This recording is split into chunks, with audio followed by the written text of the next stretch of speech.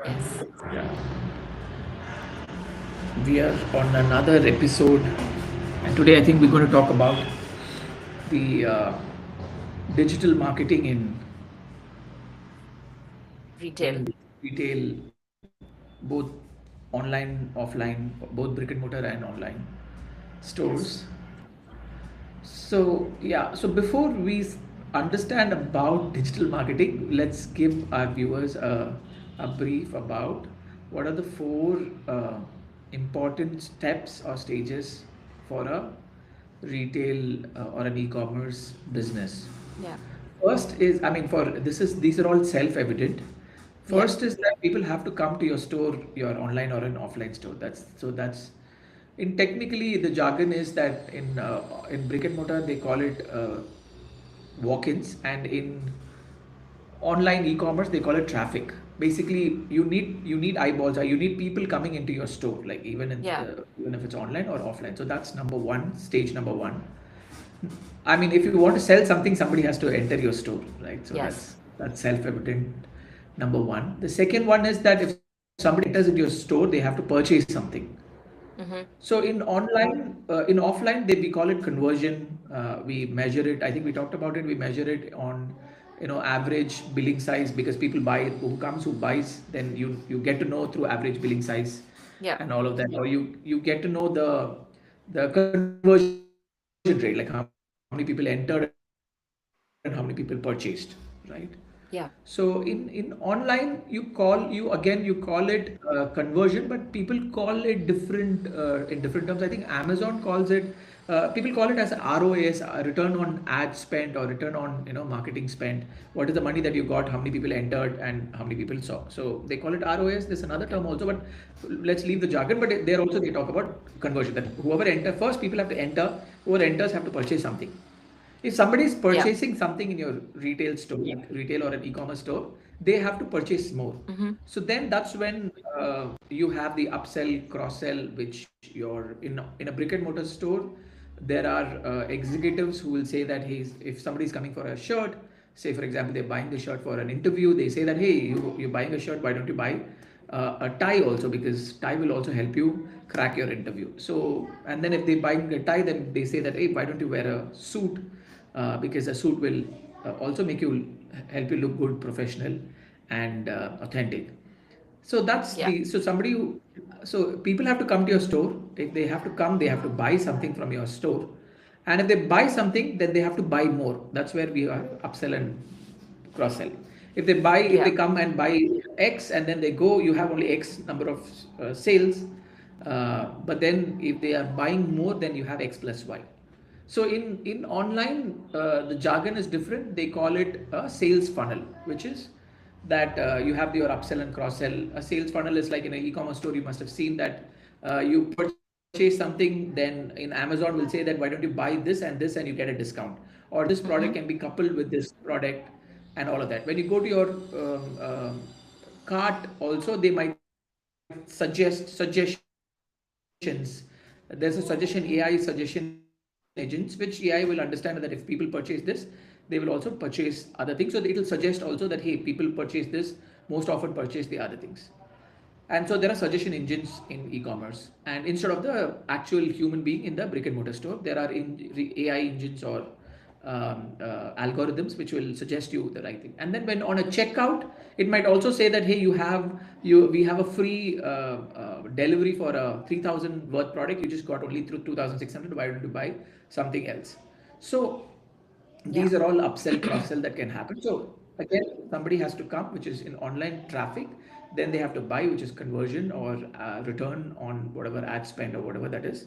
And then there is this is called a sales funnel, right? So ups and cross sell, just a technical term, but does the same thing what a retail executive does at the sales executive does at the front end. And then Yeah. if they buy more, the next this is a third stage. If somebody has to buy, they have to buy more. The fourth is that if they buy more, they have to come more often to buy, right? How frequent? Mm-hmm. So in brick and mortar, I think we have this parameter called frequency of purchase. I think like how often would they, or customer lifetime value, like if you acquire a customer, how much would they purchase in their entire lifetime of their, they're like, if somebody, if you acquire a customer for like 1,000 rupees, how much they are going to, I mean, I think you had this classic story, your story, in fact, I have told your story to many people for customer lifetime value. About the Your Maggie kurtas. story. I think you should tell it to our viewers, your Maggie story. The Maggie story. Yeah. What is the Maggie story? That when you were a child, they gave you a free Oh Maggie. yes, oh yes. So yeah, Yes. the Maggie story is, and it was a very good story because they made loyal customers out of children. So this was Bangalore, and I think somehow the school also thought it was fit to have Maggie do its marketing on all these little kids. And I think I must have been in first standard. So we were like right out of kindergarten, and they gave us free Maggie, and they got us addicted right from then. And I think it was at the same time when it was being launched in the market, Maggie was like available everywhere. Somehow they also managed to sell it. The distribution was so good on Maggie that it would be like right next to your in your kirana store. It was as essential, with essential commodities like sugar and tea. Maggie would be usually sold. So we are hooked. Like my entire class ate it. Nobody complained, and I think we could have a second helping of Maggie as well. And since then, there has been like no turning back. So, so that's a All classic these years have example been of a the loyal customer customer. lifetime Yeah. value. Oh How yeah. much did Yeah. they Yeah. spend to acquire you? Is just one Maggie, and one Maggie at that time, like even right now, maybe 50 rupees, 80 rupees in India. I think, I don't know. I could be wrong. I don't know. I'm sure it's Yeah. like quite. It was also priced very um not, it wasn't expensive at all. I Affordable. think it used to be 2 rupees from what I remember, Or and then it something. went to Five, yeah, 5 yeah. to 10. 5. It Yes, started from two exactly. rupees. So we could just take Yeah. our pocket money and buy Maggie out of it. Yes, yes, and because we're cooking in the house, it was considered to be healthy, and so the same thing had happened to me also. In my school, they had given Maggie, but because my mother thought that she saw the picture of the Maggie, and in the picture they had put all vegetables like beans and carrots and all of that. So what she did is she cooked the Maggie just like how she cooks any what's that called in North? What's it called? It's called like khichdi. So Vermicelli. like yeah, Khichdi. so she cooked and she put some Indian masala also. And both me and my brother, we ate it up, and we absolutely detested the taste of the Maggi because she did some mix with the Indian masala Yeah. and the Yeah. Yeah. so so their marketing bombed in our house. And then we got to know that all our friends are hooked to it and they're eating often. And then some auntie had talked to my mother, some of our neighbors talked to my mother to say that no, you should not put Indian masala, you should just put whatever masala that they've Yeah. given.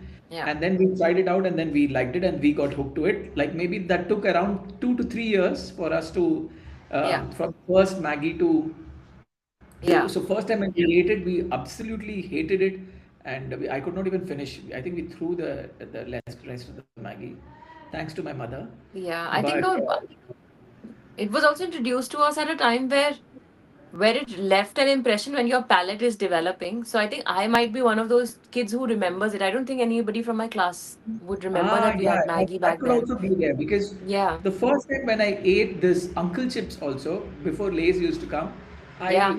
it felt horrible, and I think over a period of time, by the Everything. time Lay's came, then I got hooked to it. Yeah, Oh, you maybe are it's just. taste. Those are like Indians' favorites. Before the Yeah. market opened for all these international brands, Maggie and Uncle Chips were, and Pan Pasand Yeah, so and Coffee that's a Bite. classic example of customer lifetime value. They just spend 2 to 3 rupees to acquire a customer, and then imagine like last how many decades that you've been purchasing Maggie without any additional advertisement. Of course, the ads would go just with their supply chain and availability and ease to use. They just hooked you by just spending 2 to 3 rupees. So that's a classic. I mean, I tell this. Of course, I don't tell your name to people, but I tell yeah, I tell this story that how Maggie acquired somebody for decades by just spending less than less than like 50 Yeah, rupees. At yeah, the current rate, by that time it was 2 to 3 rupees. yeah, Yeah. yeah. I mean, so back to where we are. So yeah, so if people have to first come to your store to buy, second is Mm-hmm. that people who come to your store have to purchase something, and then if somebody purchases something, they have to purchase more, and then they have to come often to buy. So that's where we were talking about customer lifetime value. So in online, also they talk about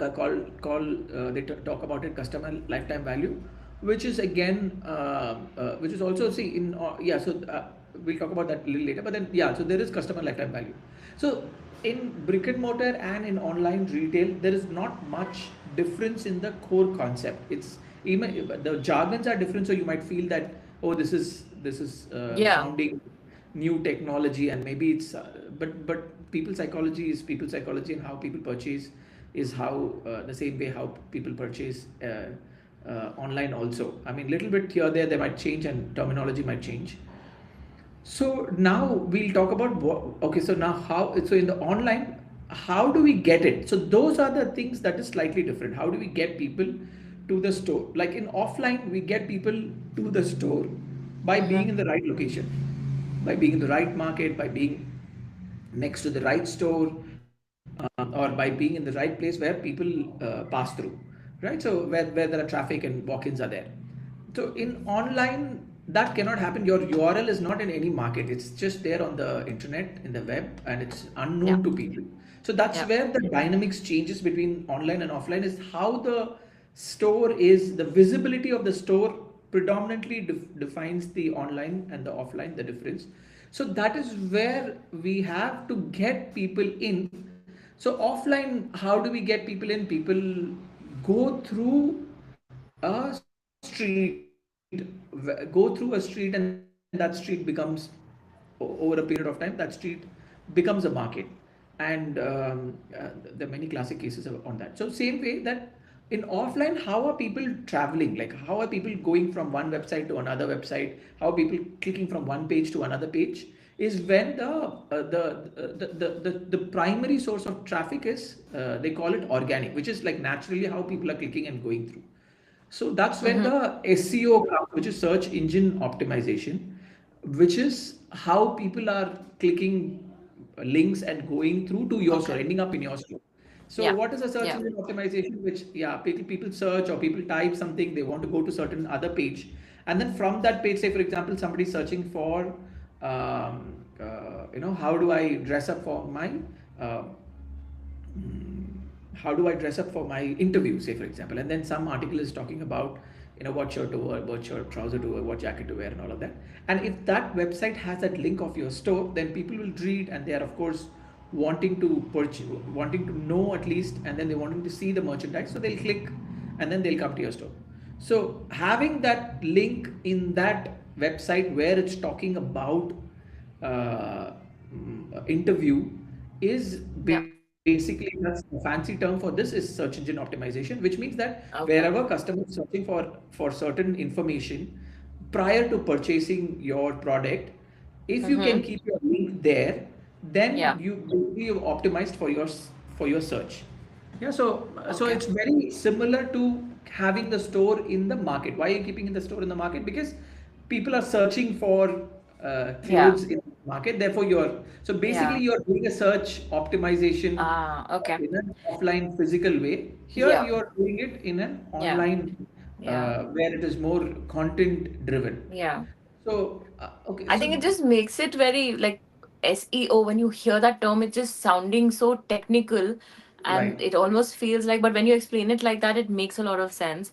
It's Mhm. almost like that if you want to buy jewelry, you go to a local market which sells jewelry, and then Yes, you having your can do store there it. and having your product there. Or if you want to buy a sari, having your sari in a multi brand sari outlet.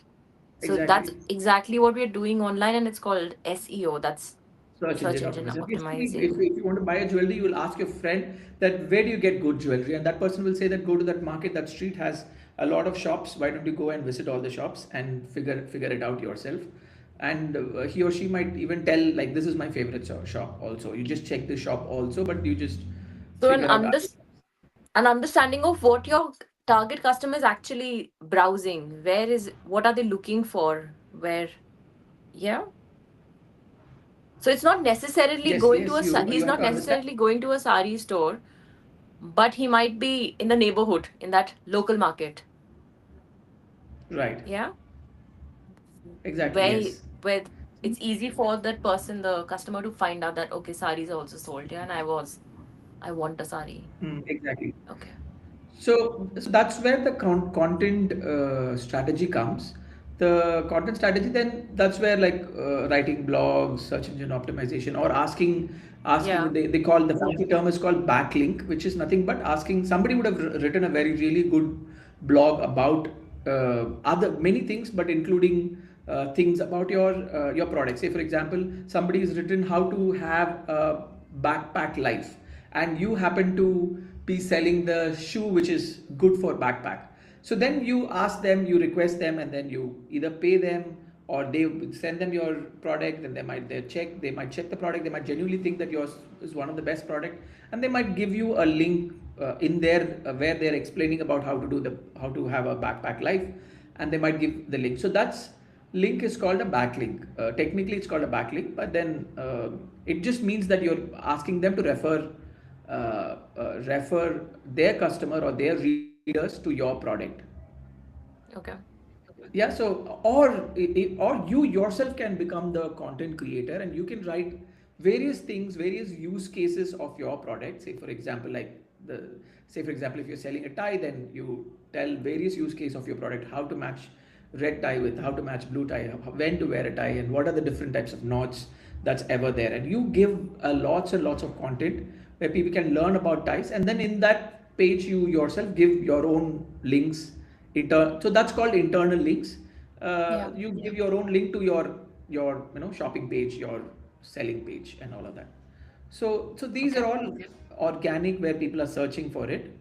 But to accelerate, okay, so we'll talk about inorganic a little later, but then these are all organic, right? So then this constitute basically, and then this is one thing, and also you can have social media. Everybody knows about social media. You can So even have, like videos, blogs, yeah, you articles, can everything will fall make, under content.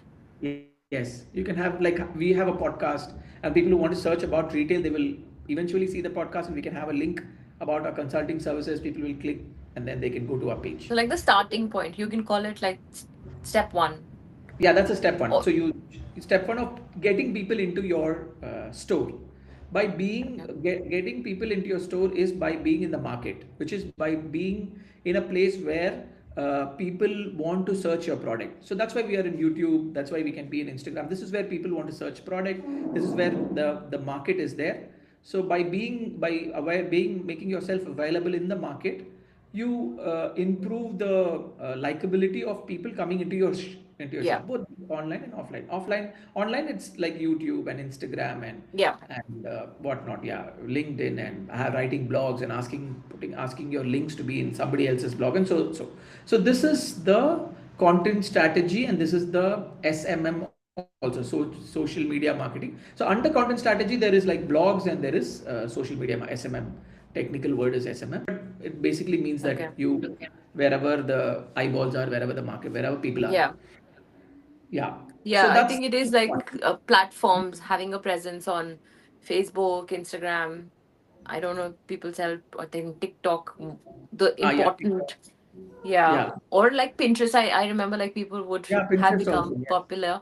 And Mhm. now when you go on Pinterest, it is mostly websites, products. So if you were looking for a painting of a lotus flower, then it will take you to the page. It will take you to one of Correct. those It home has a backlink websites. too. Yeah, Yeah. exactly. Yeah. So that's basically Pinterest is the market, is the bazaar in the Yeah. online world, and because you kept your links there, then it will Yeah. directly take you to your page. The link can be the lane which will take you to your store. So you can think that Pinterest is a bazaar, Instagram is a bazaar, and YouTube, these are Yeah. bazaars. You can have like little lanes connecting Yeah. yourself to your Yeah. e-commerce store. So that's And getting even people to. LinkedIn for now, like I also see like LinkedIn is an important platform. I don't know much about it, but I think even LinkedIn has become like an Yeah, important LinkedIn is platform very good under for SMM. B2B sales, because all Yeah. professionals are there, and then they're looking all the sourcing managers or the product managers and marketing managers, and all of them are looking for vendors and searching for business, because one of their objective is to get along with a lot of vendors eventually, so that they can get the best vendor, then so that they can introduce those vendors to the organization that they're working with, Yeah. and But even eventually talking about your product, like especially if you're a startup, like talking about your product, even on LinkedIn, like I can see a few of the startups. are doing that. Uh, Yeah, if they yeah. if they think that they have the working professional Yeah. as their product, then yeah, by all means. Even though there's like no direct customer, but I'm sure it's like generating some, like you said, eyeballs, like Yeah, it's definitely it's another some market. traffic to the website. Yeah. Why not? Yeah, it's free. Yeah. All these markets are free. Then, and if you can just make a lane to your store, then so be it, right? Yeah. Yeah. So, this is the stage number one, that you get people into your store. So first you have to Okay. get people into your store. Yeah. Second is you have to make them purchase. That's where your store has to be optimized for conversion or optimized. So that is called the website optimization comes. So what is website Okay. optimization? The store has to load fast because people should not wait. So your waiting time, Ah. basically you go to a kirana shop and then there is too much of a queue, and then you want to purchase the milk packet, and then this guy is not giving you attention and you're waiting for every day. Then over a period of time you will think that I'll walk a little more. That shop is much Hmm. free. And why don't I just pick it up and come back, right? So that's how we Okay. make Yeah. this. Yeah, so therefore in online it's the same thing, that you website optimization, it has to load faster, it should be optimized for SEO. Again, which means that if somebody searches, it should by nature, the AI or the search engine should be able to read the content of the website and tell people that, hey, this is an awesome website, something you're searching something, and it's available in the website. So you're the lane has to be a good lane. If it's like a Yeah. cliche, Yeah. it's not cliche, sorry, like a bad lane, then you might not go on that lane and buy the Yeah. milk Yeah. packet, right? So you have to make Especially the for your like lane. peak periods, peak trading periods like Christmas or end of season sale, Yeah, when you're expecting more it's traffic on the website. yeah, So what does yeah. it The fall traffic is lower. under? Yeah. Like how quickly your website uploads, and how quickly you're able to look at all the products that you want to see. What does that fall under? Does it fall under SEO or No, this comes under website optimization. We're talking about the website optimization? Okay. SEO is like how people come into your website, which is the walk-ins. People have to come into your Okay. website, and then second is that the website has to be optimized so that people purchase with less friction, right? Like without. Yeah, no, I get it. Like from a customer perspective, like I have experienced it. So websites that take time, especially during sale period, there is a lot of traffic, and it just makes it more difficult to browse through the product and make your selection. And yeah, so I So understand from that point of view. But yeah, from Amazon optimized their website for three click purchase, I think, which means that they have optimized the website that within three clicks you should be able to make the payment. It should not be more than three clicks to And I think purchase. that's probably why the ease of shopping on Amazon and even like delivery is so quick that Yeah. and it's like a you get all the products that you Right. might ever need. Exactly. I think it just All like of made this it easy and convenient. Yeah. These are customer services, which means that people who come, they can purchase. It has to deliver fast. It has to website has to first website has to load fast. Second, it has to you should be able to easily search the product. Third, you should be able to easily make a decision by looking at the reviews and easily able to make the decision about the product. Fourth is you should be easily able to check out. And fifth is that it should be easily delivered, like fast quick delivery to your house. That's where all this in India, there's fast delivery like Swiggy and whatnot. They're all there. Blinkit. Also, Yeah. Yeah. Zomato and Swiggy, they do fast delivery also. Yeah. So these are the five things, right? I mean, yeah. What about so when you have a website, lots of websites say that download our app. So are apps quicker then? Like shopping on an app, Yeah, does it so make it faster? apps, if you see apps is like the loyalty cards that they give in the shop, right? So why do they give loyalty card? They say that bring this loyalty card and then you'll get a discount next time, which means that by just giving people loyalty cards, if people have that in their wallets, and then there is a retention, the brand there's a brand retention, and people will tend to come to you for that 10%, 8%, whatever discount. So apps are also, because it sits in your phone, people look at it. So it's like having a banner of their product in Your your okay. wallet or in your phone. Huh? So apps are more like that. So and then plus if you go into the website, you will start searching, right? If there is an app, then you just click the app and purchase. But there was a lot of hype about apps around 2010 that every brand should have an app and all of that. But of course, after the hype, the bubble bursted. Apps right now are doing really well only when there is, when you have to purchase often, right? Like food Like purchases. Amazon, we're buying something or the Right, other. Amazon. When the repeat purchase or repeat interaction is faster, then people Mm-hmm. tend to download app. Otherwise, people are deleting the apps because, like, if the purchase is not that often, say for example, what is like say for example a sofa. Yeah, we purchase sofas like once in 5 years, 10 years, 15 years. Yeah. Uh, so if you have an app for like a sofa company, of course IKEA has an app because there are many things that people can purchase often too. But if it's a sofa company and then if you want to, or if there is a kitchen upgradation company and if they have an app, then it's more of a nuisance than people wanting to. So app is more like a loyalty card where if the purchase is often, Okay. then people have it. And yeah. Yeah, so yeah, but the app also has to be optimized. Again, the same five things that we talked about. It has to load faster. People, it should be friendly enough that you can search and get the product quicker.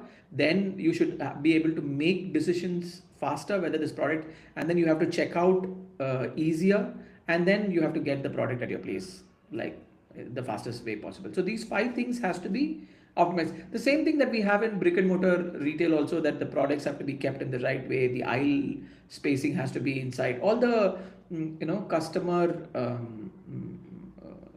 what's it called? What do you call that? Customer delight or customer satisfaction, that they call that, they have to enter into your store in the right way. The aisles have to be easier. The accessibility for the merchandise should be nice. The change room should be accessible, and feels safe and all of that. So all of that also has to happen Yeah. in the. So that's where the shop happens. That whoever comes into your shop has to purchase. That's where all of this Okay. happens. That's number two. Number three is that if they purchase, then they have to purchase more. I think we talked about that. Purchase have to, all the recommendation engines is that if they have to purchase, Yeah. they have to purchase more. That increases the average ticket size. And if they purchase, yeah. So another thing, if they purchase, they have to purchase more. Is also, yeah. These are the upsell cross sell. And then if they purchase more, they have to come often. Is when all the paid ads come. Like paid ads, basically. I mean, of course, paid ads also get you people inside, but otherwise also the majority of the work of paid ads and email marketing and all of that is basically that of the follow up. Okay. It is said that if somebody can, like, why did Maggie already acquired you, but why did they put so many ads in the TV? Because they kept following up and kept being on the top of the mind, top of the mind recall of that brand for that product, right? They make it emotional, and they keep flashing this ad every time on the TV and all of that.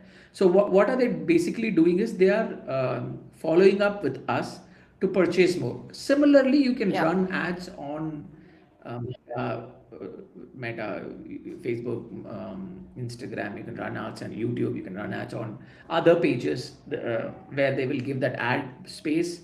You can run ads on Google and all of that, so that if somebody purchases, you can track who has, or somebody lands up in your site and somebody purchases, you can actually track. There's a code that drops into your mobile phone or into your laptop, and then that code will tell that these guys have purchased, or these guys have visited but did not purchase. This guy had add to cart but did not purchase, add to cart, purchased only this much amount, potential to purchase more. All that information, that small snippet of code will tell, and then you can retarget them with ads. That's when So, this yeah. No, so my question is that do you think that all this digital marketing is only needed for an e-com platform, online retail? no, digital marketing is is more effective for offline platform than even an online platform, because online offline, like a brick and mortar store, also have this big advantage of human interaction, and big advantage of them coming physically to your, that means that the, if somebody is walking into your store, the they must have given time, they had put that effort and literally walked into your store, right? Then going, just landing up on a website. So the intent of purchase is very, very high. So coupling with all the AI and all the algorithms and all the engines that people have developed, and bringing them into the store, uh, is the most powerful. Like having digital marketing for the real brick and mortar store is the most powerful way that one can, tap in to the best of the both worlds. Because the drop off in the e-commerce is much high, because sometimes you just clicked and you're not interested, and our attention span is also coming down. Right now there's Yeah. a statistic that our attention span is lesser than that of the fish. So Amazing. people will come. Yes. So they'll come and then I they'll drop wouldn't off. challenge that. I think everybody gets pulled into that loop of, yeah, Yes. So they come in and they drop dopamine. off. Yeah. Okay. So, but then if somebody's entered into your store, you can really make human connection and Yeah. relationship with that person. Yeah. See, I understand, like for most of the big brands that we were talking about yesterday, like an H&M will have online presence, Marks and Spencer would have. So all the big brands, yes, they have it. But for a market like India, where 18% is organized retail, the rest is all unorganized, I am just thinking People are not all the using it. local Yeah. retailers will still benefit from digital marketing, Yeah. right? Yes. Yes. So how do you sell this idea to them? So it will only sell when they see that okay, they're getting some benefit out of it. It means that increased footfall in the stores Yes. So one of the or pitch, brand when I building. did this pitch, Yeah. a lot of people picked up this pitch. If you say that, like, see, if the mobile phone is the new TV, and most of your customer is there on in the mobile, in your mobile phone, and Hmm. and if that's true, then then the ads that you flash on your phone is much cheaper than, of course, the ads that is going on the TV. For a TV, for a 30 seconds ad, it will be like few lakhs of rupees. But if you do a few seconds, if you do a 30 seconds or a 1 minute ad in the mobile phone, it would not cost you more than 10,000 rupees. So that's like a few lakh to a 10,000. There's a big difference. And then for a Yeah. local store, if you can, and you can geo target any local store and run ads, which means that if the store is in particular market, you can just run ads in that particular market, 5 kilometers around that market, and so forth. Yeah. So For so example, your local, I think there's a retailer called as Naidu Hall. I think it's in south of I don't, India. yes. Yeah. So Naidu Hall, I don't think they're online. So even a Naidu Hall running sales in the store, but that information, it will send customers there. Or if they introduce new product, having that Yeah. information online Yeah, in would that help area, them. you can just blast. Yeah, you can blast literally in that around 5 kilometers for just 10,000 rupees. You can, like, people can see your ad back to back to back as many times, and you will have that reach. People don't know business, brick and mortar businesses do not know these options are there. But Yeah. in offline, if you have a store, it's much easier, cheaper to get a customer and grow their business. It's very easy and it's very effective if you use digital marketing, and it's Or very even cheap. like draw in a new customer. Yeah. So let's say like Naidu Hall launches a new product line, which no one's aware of. Right.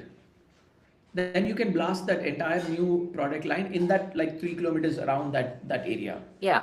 And Yeah. yeah, and it'll, Okay. instead of running ads on, and plus the advantage. So the advantage of digital marketing is also is that you can actually track that if somebody saw the ad and came to your shop, because Facebook has various understanding. So if somebody comes into your shop and not come into the shop, you can track. But then if somebody comes into shop and purchases, and then say, for example, when they purchase, you ask their phone number because you wanted to send them a digital bill to them, or there you take their email address because you want to send the digital bill, and so forth. You can have certain reasons and then ask their number or their phone, and then you can send their bill. So when you track back and send to Facebook that these are the people who purchased from me and these are their phone numbers, and when you upload it, of course, this data will be private between the business owner and Meta. It's not going to be revealed to anybody. But the AI can find out that, oh, I ran ads to these people who had this phone and who had this app, and they eventually came and purchased. So then it will optimize the ad in a much better way and show it to more people who are likely to purchase. So you can do crazy stuff for offline retailers, and it's like super cheap, but it's not Okay. known to a lot of people. That's true. Hmm. Yeah. Okay.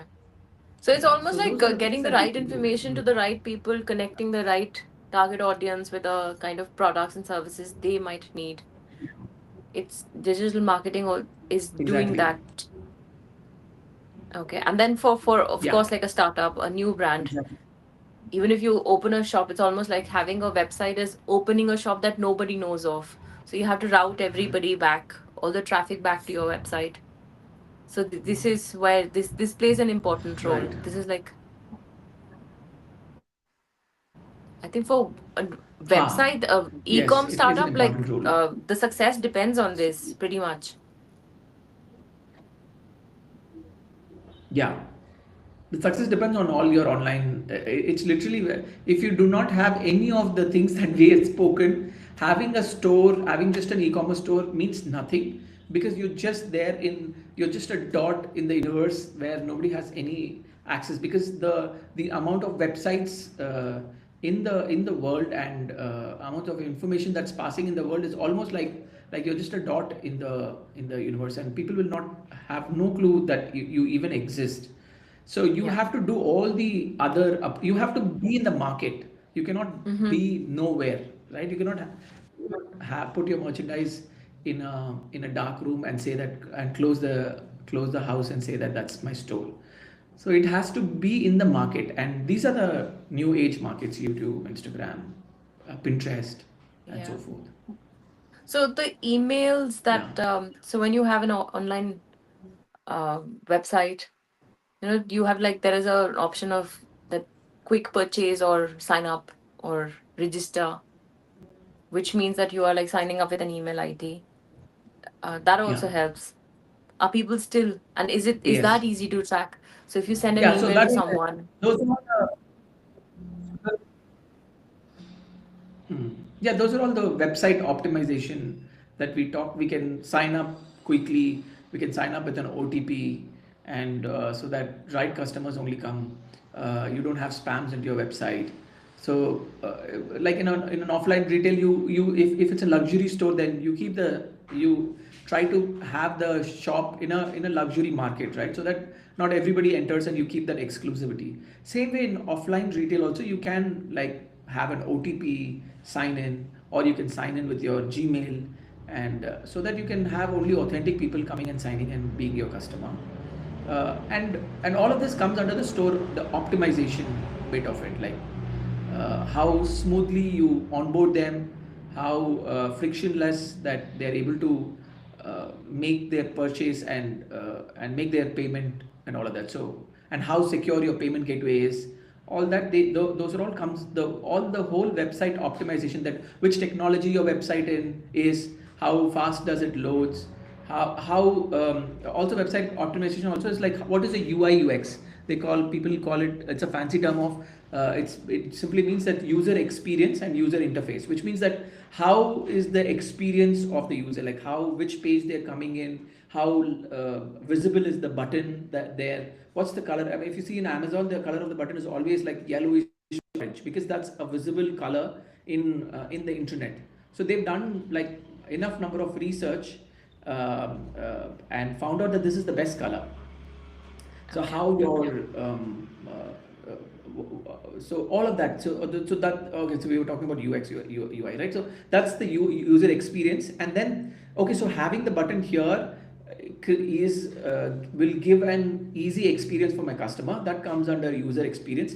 And having the yellow color as the button color is the user Mm-hmm. interface. What is the color that we can have, and what is the color of the shop that we can have. If you see Amazon, everything will be gray and black, so that you have no what do you say, you have no distractions apart from seeing the merchandise, seeing the title, and that yellow button will pop out and wanting to purchase that thing, right? So we cannot say that, okay, like I'm a high fashion store, so I'll have my shop fancy and I'll put an animation here and animation there and make it glittery. So those are all comes under UI UX, that making, removing all the distraction. If you see, I think H&M, Zara also, it will be almost no lines, no nothing. You just can see only the pictures. You click the picture, only the useful information will be visible, and then they can quickly purchase. So those are all comes under the experience. So in offline we call it VM, visual merchandising. That what is the experience that we are going to give to our customer. So those Yeah. experiences are more emotional experiences. So people get hooked emotionally, then they will purchase. But in online, it's not more of an emotional experience. It's more of removing all the excess, so that they can stay. They have clear. They can make clear. It's more left brain. They can make clear decisions. Otherwise, they will just Mm-hmm. leave the website. There'll be a drop off from the website. So to remove the drop off, that's why there is a clear UX and UI. UX is the experience, UI is the interface. Basically, a fancy Okay. term, UX is like where the buttons and where the picture has to be, and UI is that what color and has to be there. What Okay. color animations has to be there. Right. Okay. Yeah. So So it's just a. usually, like, Mhm. yeah. No, no, go ahead. No, these are just fancy terms, but then jargons and fancy terms. But then the philosophy of retail very much applies in online. Yeah, yeah. I yeah. And since we had a session on roles in retail, we were talking about the different kinds of roles. I think I have seen that evolution, at least in one of the brands, where it was just a marketing manager, which split to marketing manager, but there was like social media person under that. So there was somebody who would deal with all of this, and somebody who would just do PR with like Yeah. actual PR teams. So I mean, I've Yes. seen that change, and I think maybe going forward, um, maybe you could assign like AI. I don't know how AI comes into the picture, but maybe we should have one of a session on that as well, Yeah. to have an Yeah. understanding of how that is changing all Hmm. this and more in retail. Yeah. Yeah, AI is, we'll talk separately, but then it's basically Yeah. marketing 2.0. So whatever we talked about marketing right now is in the marketing bit of it, but now how that has accelerated to the next level is Yeah. basically the AI bit of it. Mm. Because of marketing, the first thing we spoke of was that you need to, when you're planning everything or even you're working on a startup, you need to have a strategy in place. Maybe that's where your Mm. head is needed, like a human head is needed.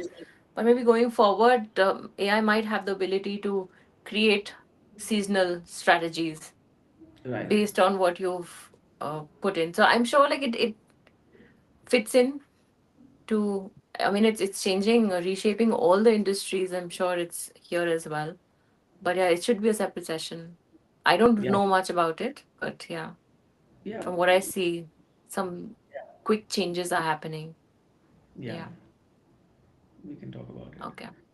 I think we broadly covered uh, the whole thing. Of course, there are Yeah. many things that goes inside it, but then we'll talk about. I mean, if need be, if we have to talk something specific, we can talk about it separately.